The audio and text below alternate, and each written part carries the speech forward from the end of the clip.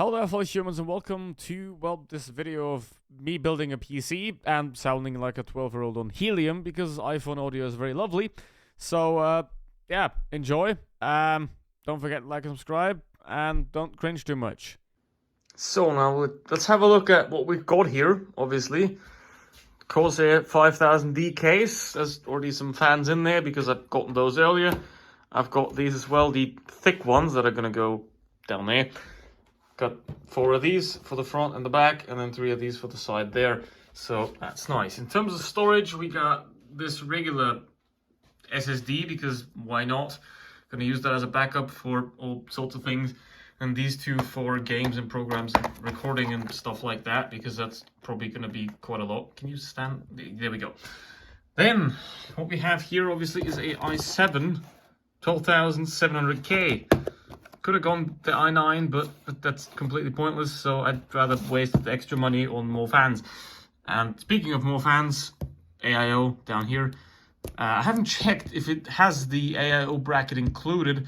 We're going to have to check that. If it doesn't, I'll have to order that, and it's going to be another week, which is a bit unfortunate. So, but that's fine. Obviously, you need some power. Corsair HX 1000. I kind of sucked a bit too much Corsair dick here, but that's fine. I mean, 1000 watts. Don't really need that, but I mean, it has a 10-year warranty, so even for if I upgrade something here, it's gonna be good for that. But I mean, don't think I have to upgrade this much. I guess. I mean, it is Gigabyte, which is a bit, it was like a lot cheaper than all the others, and why not? Just like this Aorus Master Z690 here, with obviously that thing, and then some DDR5 Corsair Vengeance, whatever you call that, which is very nice. So that's the parts, basically.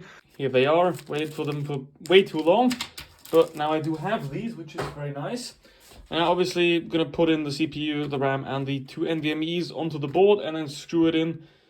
Obviously, because that's how it goes. PSU is obviously already in there, so is the fans. So let's build that up. I mean, if you want to see how to do it, then you can just watch another video, because obviously filming this and putting it in is a bit weird because I actually want this thing to work. So, but I could do it like this, kind of. But that isn't going to work, as you can see. Did have a couple of problems with the screws because they were on very tight, and then the plate here, the plastic plate that was on the motherboard, didn't want to pop off, so I had to manually remove that, but now it's on, so should be fine. And now we're gonna have to screw it in here. The motherboard's in, obviously the cooler's still missing. Get everything on, the RAM and the NVMe's all on there. All the cables are also connected. This cable grommet thing fell out, and I couldn't be bothered to put it back in. I mean, I tried, but it didn't work, so I don't care. Also got the PCIe for the GPU that's going to come in here later. And we're just going to have to mount the cooler. And then we pray that it actually works. So the 6 pins and all that is already in here. The audio, USB, and these things by whoever designed them. I don't know who, but they should like disappear very, very quickly.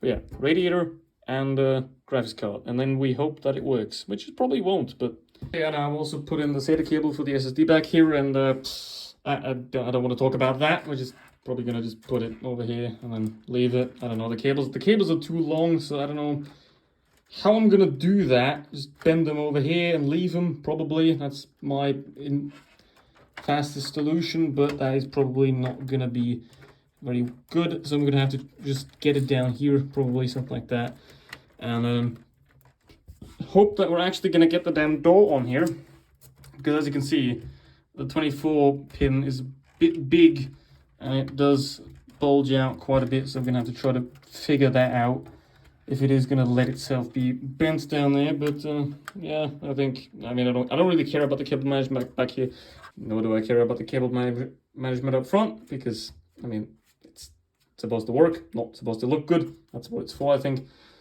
So the AIO is now screwed in as well. Put the fans on top because the double 8-pin cables down there block the fans, so now they're on top here, but that's perfectly fine. There's enough room, and that's good. And now graphics card gotta go in here.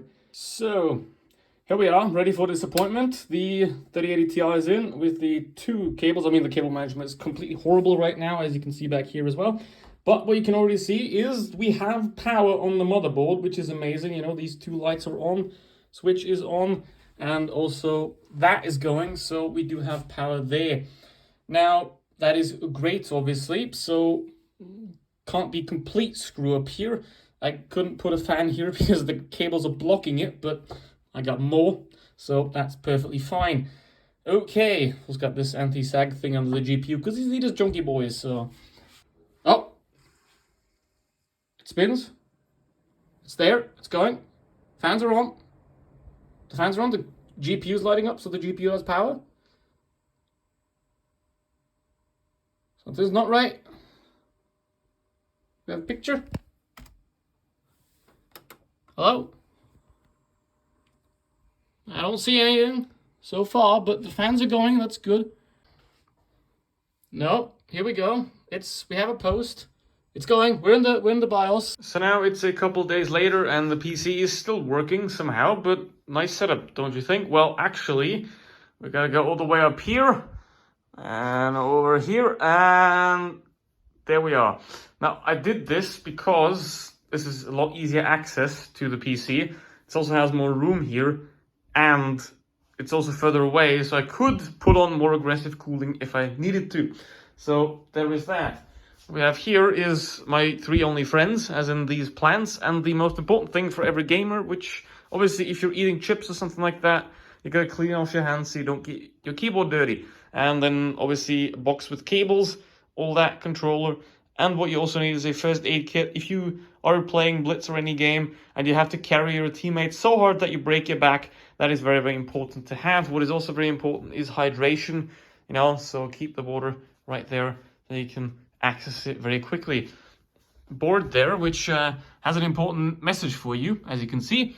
And yeah, another thing is the heating's here, so if I put like the PC somewhere on this side, that would just be bad. And then here's the setup with 4 monitors, the lamp, and that's the old microphone that I still use for like CSGO and stuff like that, because obviously it is still useful at a long range, because this one, the Shure SM7B, only picks up at a very close range. So it's, yeah, on this mic arm. And the old PC is still here, and as you can see, there isn't much room here for the new one. I'm gonna put this one away at one point, but for now I'll just leave it here because, I mean, it doesn't hurt to be there. And yeah, basically what else I have is a bed. Now, obviously, if something's not broken and it's not outdated, why would you change it? So, cats. Anyway, very important thing, Ego's having a nap, so yeah, and also that's having a nap as well, seemingly, because obviously I'm still playing on a 1080p screen here with this one. These two are 1440p, these two are 1080p, maybe change that eventually. Also got those speakers back there, which I never use. And obviously the Go XLR audio interface and a Stream Deck, which is a great thing. And yeah, also the racing wheel, which is over here. And the pedals down there, which I can just move in the middle if I'm doing that. And then obviously the mouse and the keyboard now. Green screen, that's there. And then we also have the cable management down here, which does seem chaotic, and it is.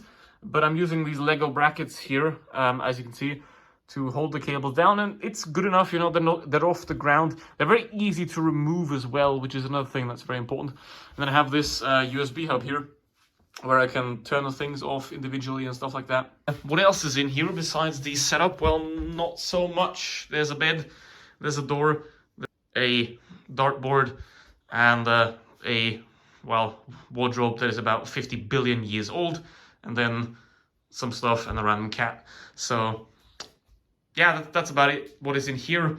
It's not very big, but it's good enough, which is very nice. So what do you think? I guess it's a bit overkill. Definitely, it's massively overkill for Blitz, especially given that's a 3080 Ti in here and no RGB, because why would you do that? But anyway, what do you think of it? And yeah, that's about it. And this is probably the last IRL video and the first that I'll ever do, so I'll never do this again, so see ya. And obviously at the end, as you can see, it is working very nicely, and it's also very, very cool.